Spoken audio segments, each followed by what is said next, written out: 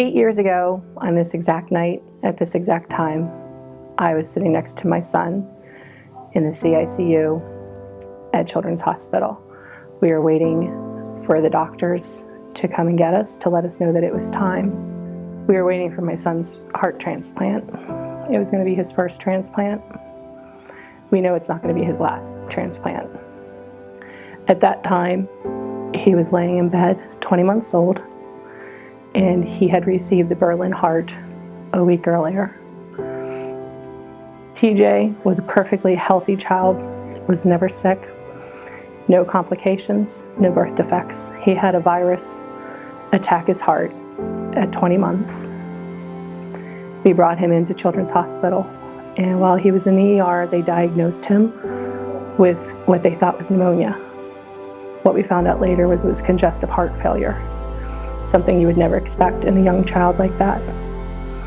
As I was holding him and they were giving him fluids, he shook and he closed his eyes and he stopped breathing. The doctor quickly came over and put her stethoscope on his chest and looked up at me and said, "Oh my God, I don't have a heartbeat." And from that point on, our lives were very, very different in a way that you can't expect and in a way that you never as a parent plan. So we decided to take that step and have ECMO performed on TJ. The next week was ups and downs. They removed him from ECMO.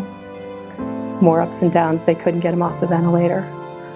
Finally, after 4 weeks, they realized that his heart was damaged beyond repair. And we were told that he would need to have the transplant. The problem was he wasn't healthy enough to receive that transplant. So our next step was we had to get a Berlin heart. Berlin hearts at that time weren't here. They had to be brought over from Germany, and it took 9 days for my child to lay there, fighting back and forth and having the nurses and the doctors save him over and over till that heart got here. Once it did, the change in him was amazing. We don't know when the next transplant is going to be. We know that there is one. We know that with TJ's complications, it's not going to be an easy transplant. At this point, we put our faith in the doctors and in research and praying that they will find better ways to do transplant, better ways to treat them.